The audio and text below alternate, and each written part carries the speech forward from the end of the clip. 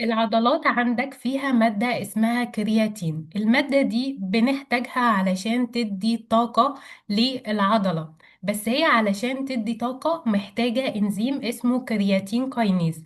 الانزيم ده انا بعمله كتحليل في المعمل، ولكن الانزيم ده موجود في اكتر من مكان جوه جسم الانسان. موجود في البرين او المخ، وموجود في المصل او العضلات، وموجود في الهارت او القلب.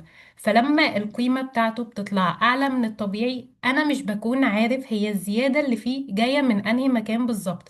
ممكن يكون البيشنت كان جاي من الجيم، فطبيعي إن هو يزيد. علشان كده قالك روح اعمل تحليل اسمه سيكي ايزو انزيم، بدل ما انت تعمل التوتال سيكي.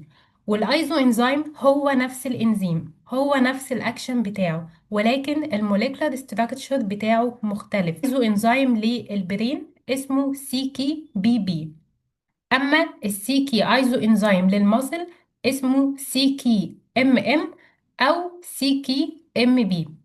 اما بالنسبه للهارت فالايزو انزيم هنا اسمه سي كي ام بي. يعني انت لما تعوز تكشف عن الانزيم ده لعضو معين منهم، بتستخدم الايزو انزيم بتاعه عشان يكون سبيسيفيك اكتر.